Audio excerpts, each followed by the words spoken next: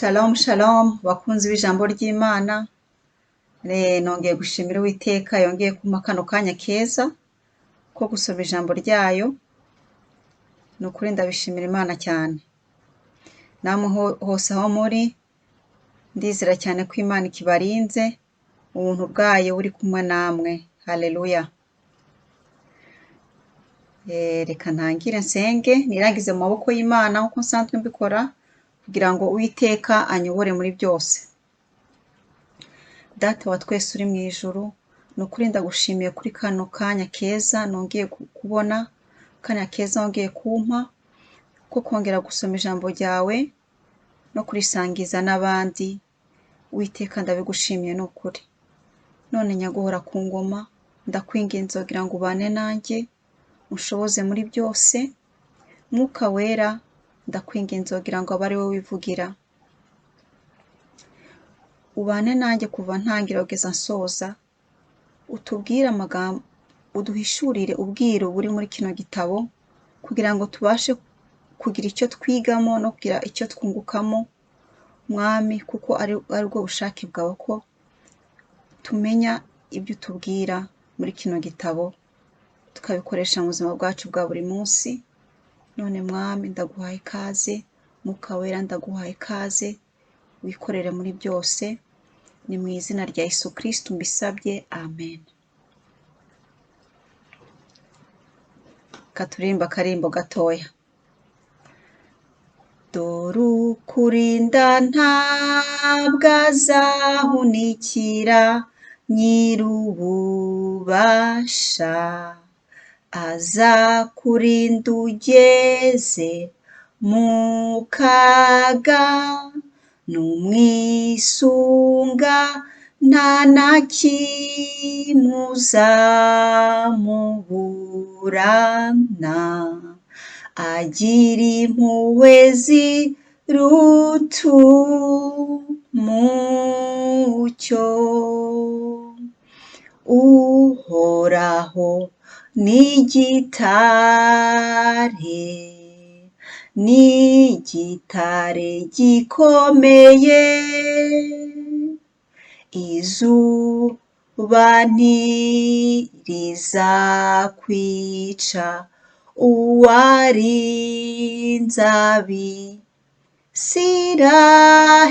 Abisiraheli, agira impuhwe ziruta umucyo. Haleluya, haleluya. Uhoraho niwe gitare, Uhoraho niwe uturinda amanywa na nijoro. Wumva ko umwisunzi, nitumwisunga tukamwiringira, nta na kimwe tuzaba, kuko nta muntu n'umwe wiringiye Uwiteka ngo akorwe n'isoni. Haleluya. Ubu rero turakomeza gusoma inkuru yacu yo muri Bibiliya. Ubu tugeze mu Itangiriro, igice cya 29.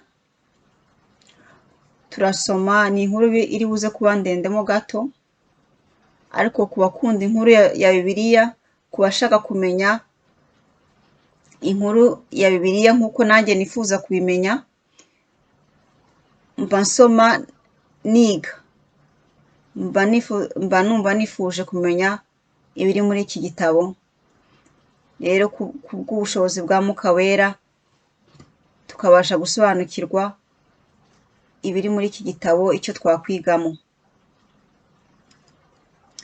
Rero reka dutangire gusoma mu Intangiriro 29 kuva ku murongo wa mbere kugeza ku murongo wa 30. Umutwe w'amagambo uravuga uti: Yakobo agira kwa Labani. Yakobo akomeza urugendo agera mu gihugu cy'iburasirazuba, aza kubona iriba riri mu misozi. Hafi yaryo hari imikumbi 3 y'intama itegereje kuhirwa, ariko iryo riba ryari ripfundikijwe ibuye rinini. Iyo amatungo yamaraga guteranira aho aho bakuragaho iryo buye bakayuhira. Amatungo yakuka bagasubiza ibuye mu mwanya waryo. Yakobo abaza abashumba ati, "Inshuti zanjye, muri abahe?" Baramusubiza bati, "Turi ab'i Harani." Arababaza ati, "Ese Labani ukomoka kuri Nahori muramuzi?" Baramusubiza bati, "Turamuzi." Yongera kubabaza ati, "Araho se?" Baramusubiza bati, "Araho, ndetse dore n'umukobwa we Rasheli ashoye amatungo." Yakobo arababaza ati, "Ko mwabyagije amatungo hakiri kare? Nimuyuhire, nakuka muyaragire." Baramusubiza bati, "Ntitwabikora kuko tugomba gutegereza ko amatungo yose ahagera, tukabona gukuraho ibuye tukayuhira." Yakobo akivugana nabo Rasheli wari umushumba aba ageze aho ashoreye intama za se. Yakobo abonye Rasheli umukobwa wa nyirarume Labani ashoreye intama za se, ajya ku iriba akuraho ibuye yuhira intama za nyirarume Labani. Hanyuma ahobera Rasheli maze umunezero umutera kurira. Niko kumubwira Rasheli ati, "Ndi mwishywa wa so, mama ni Rebeka." Nuko Rasheli ariruka abibwira se. Labani yumvise yuko mwishywa we Yakobo yaje, arihuta ajya kumusanganira, aramuhobera, aramusoma, amujyana iwe. Yakobo amubwira ibyamubayeho byose. Nuko Labani aramubwira ati, "Ni ukuri uri amaraso yanjye." Yakobo ahamaze ukwezi, Labani aramubwira ati, "Si byiza ko wankorera ku busa nubwo uri mwene wacu. None mbwira icyo ushaka ko nzaguhemba." Labani yari afite abakobwa babiri. Umukuru yitwaga Leya, umuto akitwa Rasheli. Leya yari afite amaso meza. Rasheli we yari ateye neza kandi afite uburanga. Yakobo akamukunda. Nuko asubiza Labani ati, "Nzagukorera imyaka 7 unshyingire umukobwa wawe muto Rasheli." Labani aramubwira ati, "Kumugushyingira biruta kumushyingira undi, gumana nanjye."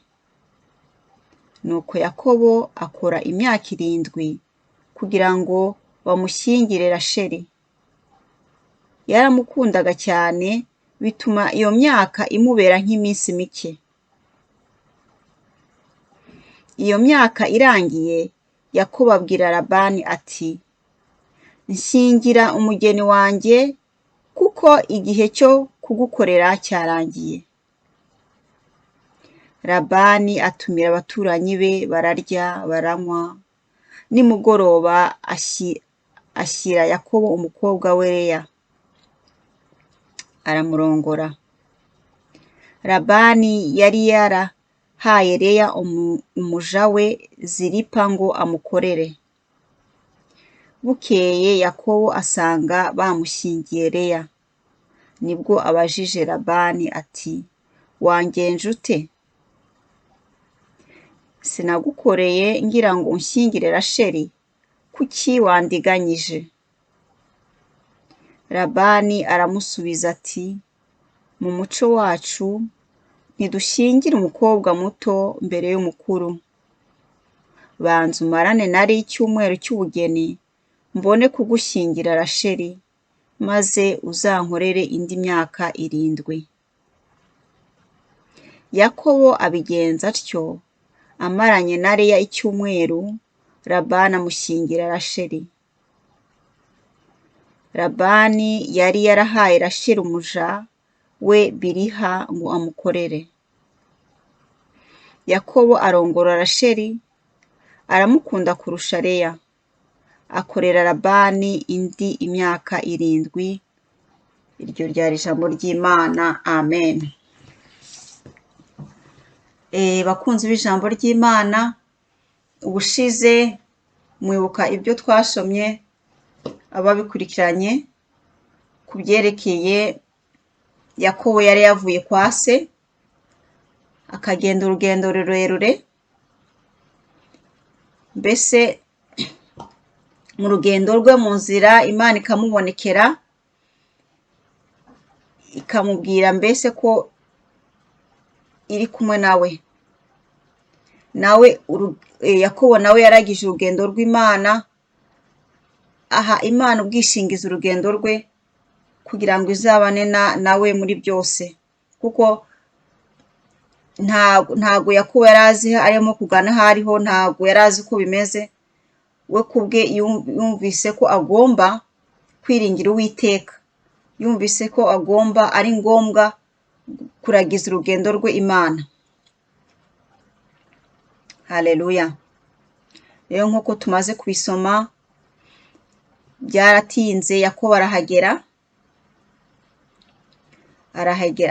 amahoro, mbese biranamworohera, ahura n'abantu bazi umuryango wiwe, mbese ahura n'abantu bazi umuryango wa onkle wiwe. Donc we yari agiye ajya gusanga onkle wiwe, umugabo mbese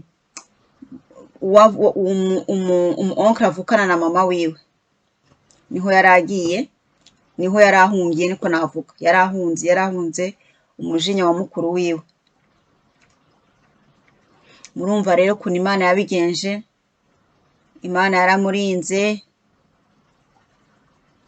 ahura bitanamugoye cyane, ahurana n'umukuzini we Rasheli.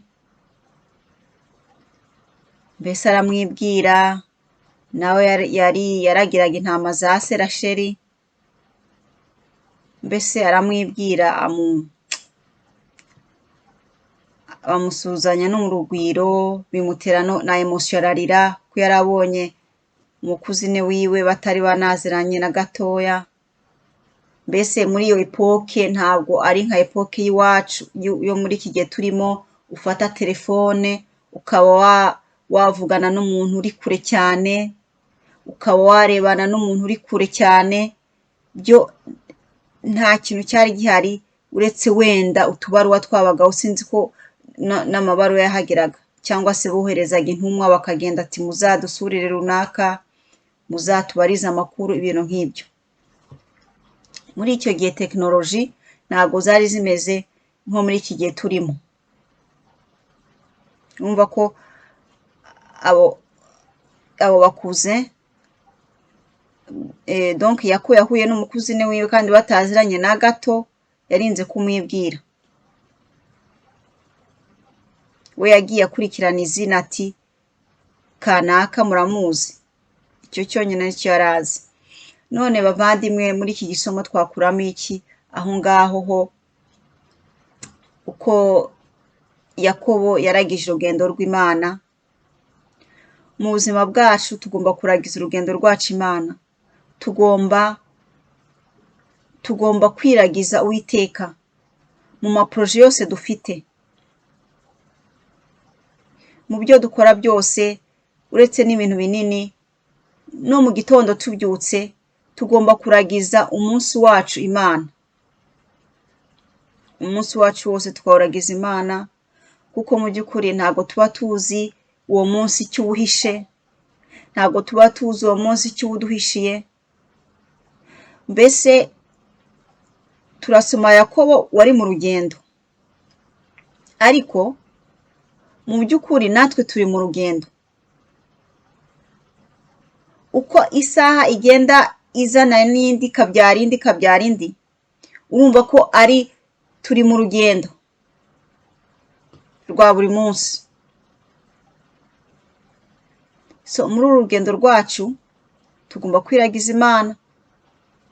Tubyutse mu gitondo, ikintu cya mbere dukora tugasenga, twavuga ati Mwami, nkuragije uyu munsi wanjye wose, ubane nanjye, unshoboze muri byose, ugasambura imitego yose y'abanzi,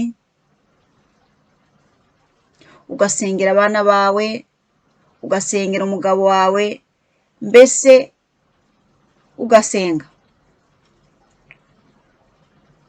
ugasengera umugore wawe. Urugendo rwawe rwo ku munsi ukaruragiza Uwiteka. Haleluya, haleluya, haleluya.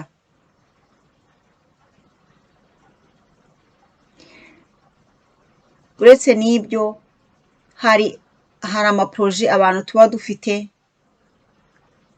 ugasanga umuntu afite igitekerezo cya proje, nabyo kugira ngo biresise, kugira ngo ubigiremo amahirwe, ni ukubisengera kwanza. Hagati Mwami, kino kintu ibintu ngiye kujyamo urabibona gute? Mbese ukabanza gukonsulta Imana. Haleluya. Gukonsulta Imana. Hari abantu biringira abandi bantu batizera Imana, ugasanga barakonsulta abapfumu, ugasanga wenda tureke n'abo bapagani bakonsulta abapfumu, ugasanga umuntu w'umukristo arakonsulta umuprofete nk'aho we atakwigererayo, nk'aho atavugana n'Imana ye, akavuga ngo Imana iramvugaho iki? Ibintu ngiye gukora mbariza Imana ikibivugaho. Ibyo bintu ni ibintu ntabwo ari ibintu byiza. Abemeye Yesu Kristo nk'umwami wabo n'umukiza, abavutse ubwa kabiri, twese dufite uburenganzira bwo kwigererayo, kuvugana n'Imana direct. Ibyo ngibyo yabiduhayeho uburenganzira. Wenda hari abatarabisobanukirwa, ariko buri mwana w'Imana wese aho ari, afite uburenganzira bwo kwivuganira na se. Hari abikurura umujinya w'Imana gutya, ugasanga barakonsulta abapfumu, ugasanga barutishije umuntu Imana yabo kubera ubwenge bukeya, kubera ubujiji, ubwenge buke. Ariko reka tuve mu bujiji. Papa wacu wo mu ijuru yifuza ko tuvugana nawe direct.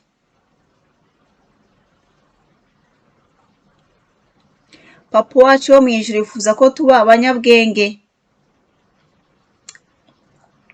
Ijambo ry'Imana ratubwira ngo, iryo jambo riramfasha cyane, risigaye rimfasha muri iyi minsi biteye ubwoba, ngo kubaha Uwiteka nibwo bwenge, kuva mu cyaha niko kujijuka. Haleluya, haleluya.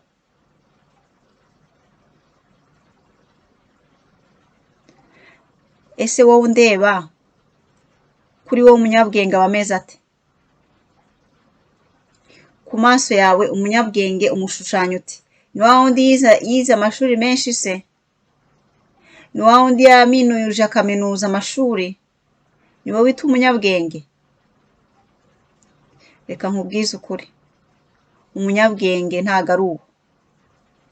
Kuko hari benshi bize amashuri bakaminuza, bakagira za masters, ariko ari ibicucu ku buryo udashobora kumva. N'abandi bize école primaire gusa, bakaba ari abanyabwenge kubi. Kuki ibintu bimeze gutyo? Urumva ko mu buzima bwacu busanzwe ntago byumvikana. Umuntu wize école primaire n'umuntu wize masters akaminuza, umuntu wize école primaire akaba yakwigisha ubwenge uwaminuje za masters. Urumva ko ni ibintu ubirebye mu buryo bwo mu mubiri ntago byumvikana. Impamvu nta yindi ni iryo jambo ry'Imana ngo kubaha Uwiteka nibwo bwenge. Nuko uwo muntu muto wize udushure dukenya aba yubaha Uwiteka. Ibyo ngibyo bituma automatiquement aba umunyabwenge, kandi akaba yakwigisha n'uriya wize waminuje akamigisha ubwenge. Ese kujijuka tubifata gute? Umuntu wajijutse kuri isi, abantu bavuga ko umuntu yajijutse ni wa wundi umeze uti? Mu by'ukuri mu buzima bwanjye nakuze numva ko umuntu ajijutse ari wa wundi yagiye mu ishuri ari instruit. Niko nari nzi uko bimeze, ko umuntu ajijutse, umuntu atari illettré. Mbese umuntu numvuga ko umuntu atagiye mu ishuri ari wa wundi utajijutse nyine. Mbese ari abize gusa, ari abasirimu, ari bo baba bajijutse, baba mu mijyi ikomeye, cyangwa se abantu baba mu mujyi ugasanga abantu baba nko mu giturage ugasanga kumva ngo ukaba wamwita injiji. Umuntu w'umusirimu wambaye neza ukaba wamwita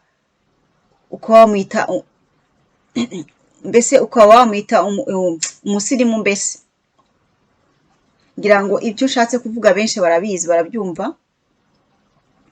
Ariko mu by'ukuri ijambo ry'Imana riratubwira ngo kuva mu cyaha niko kujijuka.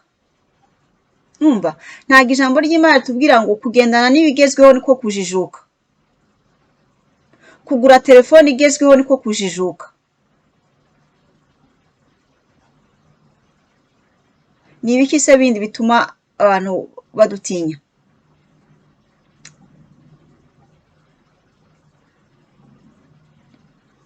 Kwambara imyenda igezweho ngo niko kujijuka.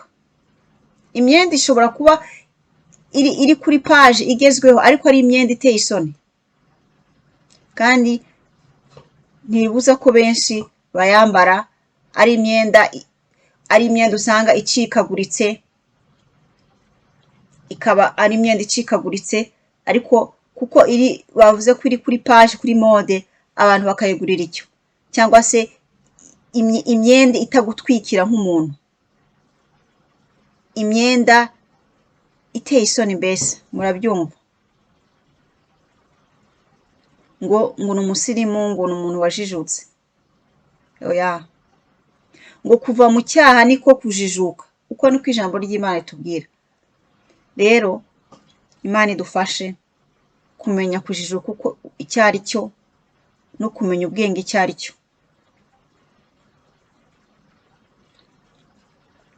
Nuko rero dukomeje mu nkuru yacu ya Yakobo yahuye n'umukuzi ni we Rasheli ajya kumwereka se. Ni ukuri basuzanye n'urugwiro. Yakobo basuzana urugwiro, nabo mbese bamwakirana igishika cyinshi. Nawe arishima, mbese na emotion, kubera ibyishimo bimutera kurira. Icyo kintu ni ikintu cyiza cyane. Urwo rukundo uwo muvandimwe rutuma urukumbuzi rugutera kurira. Urukumbuzi rwumva ko kabisa ufite urukundo rwinshi ku muryango wawe, kuri bene wanyu, rukaba rwanagutera no kurira. Nukuri ni ibintu byiza pe. Hari abantu benshi bameze gutyo, ni iby'agaciro kanini. Imana idusaba gukundana nk'umuryango, mbese ikintu Imana iba idushakaho ni urukundo, urugwiro, kugira urukundo abantu, kugira urugwiro abantu, atari gusa no mu muryango wawe mupfana ikintu gusa, ahubwo n'abandi bose ukabagira urukundo, ukabagira urugwiro. N'igitangaje rero ni uko usanga hari amafamiye adakundana, ugasanga ntibakundana, ugasanga nta nubwo basuhuzanya, iyo bahuye ntibasuhuzanya, umwe agacaha n'undi agacaha kandi bava inda imwe, hari urwango mu miryango. Ibyo bintu birababaje cyane, birababaje. None se uwo muntu yaba adakunda uwo umuvukanyi we n'uwo muryango we, niwe uzakunda abandi badapfana, batagira n'icyo bapfana? Ntabwo bimeze uko. Baca umugani ngo ijya kurisha ihera ku nama. No muri Bibiliya barabitubwira ko ngo umukristo udakunda umuryango we aba ari hanyuma y'umupagani.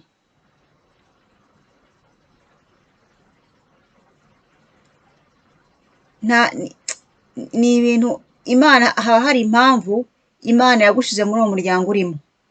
Impamvu irahari, impamvu Imana yarebye imiryango yose igatoranya ko ari aho ngaho uvuka.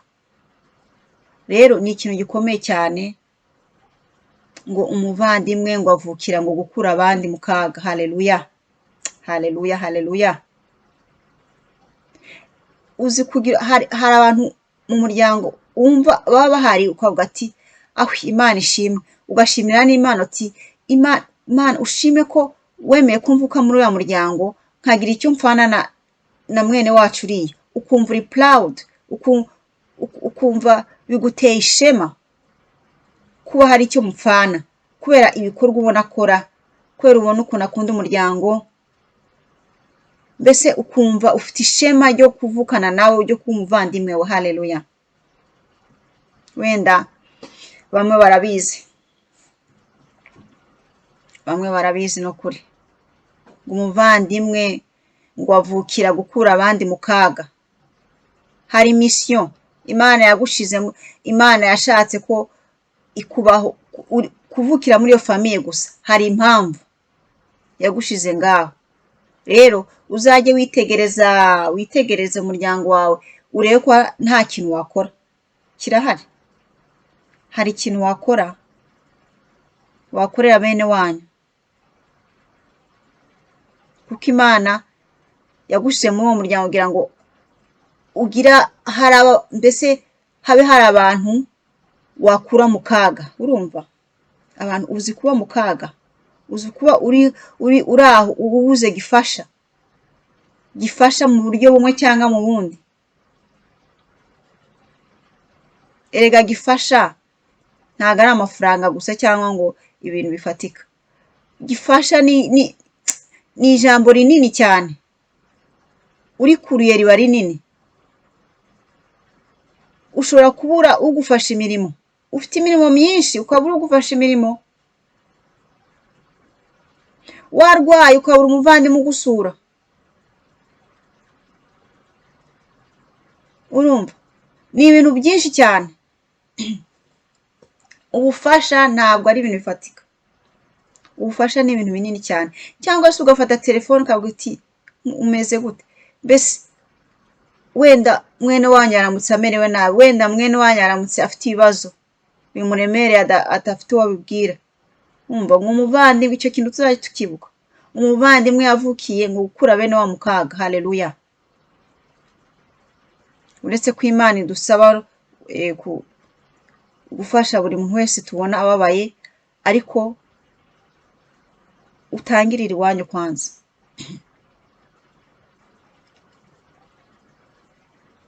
Yes, ngo ijya kurisha ihera ku nama.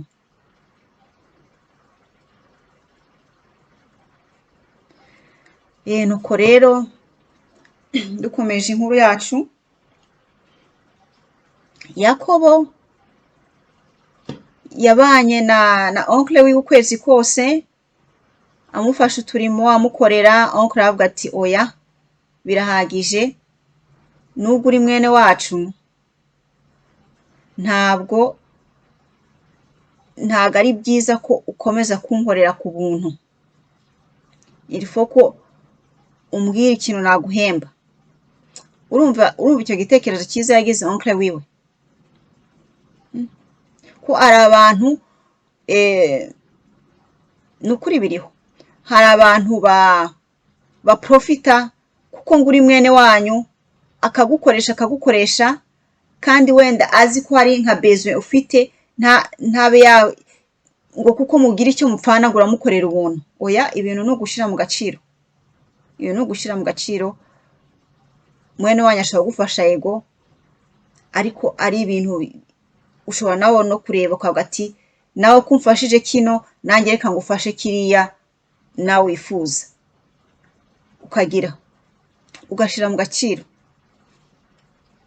Icyo kintu onkle yamubwiye ni cyiza cyane, ati sinshaka komeza kunkorera ku buntu, nubwo rwose hari icyo dupfana, ariko umbwira icyo ngomba guhemba, ntabwo byakomeza kumera gutya. Noneho Yakobo nawe aramubwira ati rwose nakunze umukobwa wawe mutoya witwa Rasheli, aba uzamumpe nk'umugore. Histoire mwayumvise, byaje kugenda ukundi yaramwemereye pe, yaramwemereye, amubwira kumukorera imyaka 7, namara kumukorera imyaka 7 ko azamushingira Rasheli. Imyaka 7 irashira, kuko yakundaga Rasheli cyane, yabonye imyaka 7 ibaye nk'ubusa. Urukundo ni rwiza bavandimwe, uzi urukundo rwatumye Yakobo abona imyaka 7 ishize nk'akanya gato. Haleluya. Urukundo ni rwiza. Urukundo rutuma ikintu wenda dufata urugero mu buzima busanzwe, urukundo rutuma ujya gusura umuntu uri kure cyane, kubera urukundo umufitiye. Ntabwo uba ureba ngo ni kure, ngo bizafata iminsi ngaho kuhagera cyangwa iki, ntabwo bireba. Urukundo rutuma ibintu byose byoroha. Urukundo rutuma ahantu hari kure haba hafi.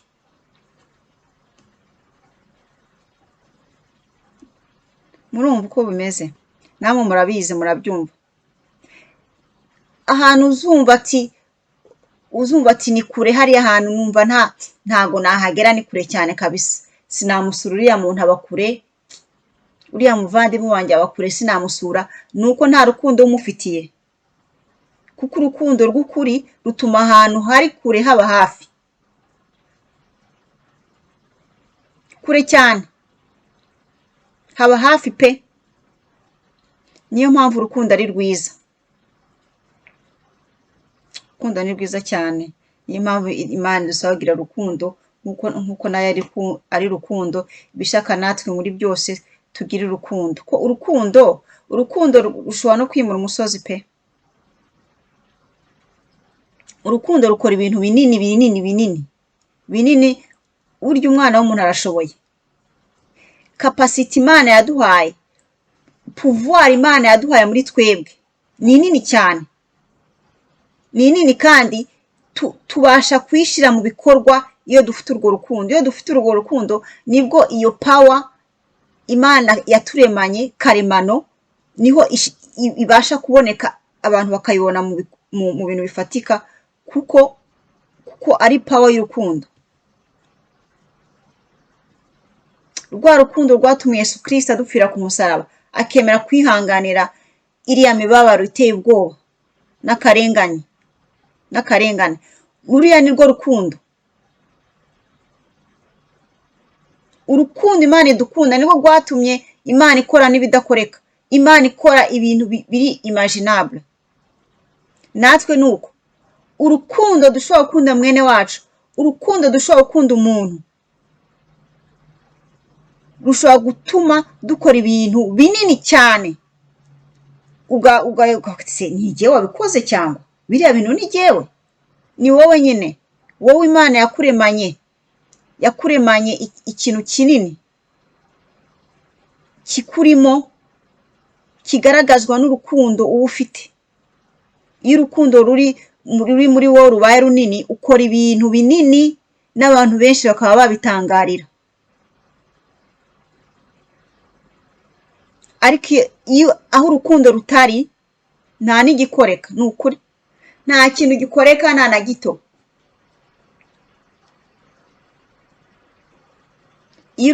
Icyo kintu numva mfashijwe. Iyo urukundo rutari muri twebwe, nta kintu umuntu ashobora gukora. Umuntu ahitaho umuntu muto cyane. Uhita uba muto cyane, ukumva ntacyo ushoboye gukora.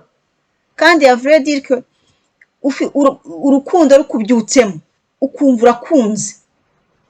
N'imisozi 100 wayizamuka utazi ukuntu uyizamutse. Haleluya. Haleluya, haleluya. Murumva iyo atari sekre ikomeye? Iryo ni ibanga rikomeye. Urukundo rutuma umwana w'umuntu aba powerful, agira ubushobozi karemano Imana yaturemanye. Ugakora ibintu abantu bakavuga wow. Imana idufashe. Imana idufashe muri byose. Ndumva inyigisho yanjye igarukiye aho ngaho.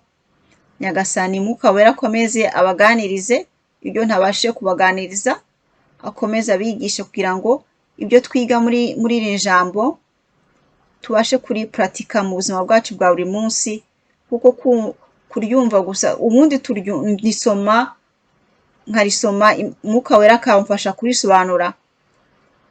Ni impamvu yuko hari akamaro rigomba kutumara mu buzima bwacu bwa buri munsi, kugira ngo tugire icyo aho tuvuye naho tugana mbega habe difference. Ijambo rirarema. Rino jambo ry'Imana rirarema. Rino jambo ry'Imana rifite ububasha. Niyo mpamvu abazi ubwenge bagomba kuritinya. Uwiteka akomeze abane namwe, akomeze abashoboze muri byose, kandi ijambo ryayo rishimangire mu mitima yanyu no mu buzima bwanyu bwa buri munsi. Shalom shalom. Ndabakunda mwese aho muri. Muhezagirwe nandiho. Amen amen.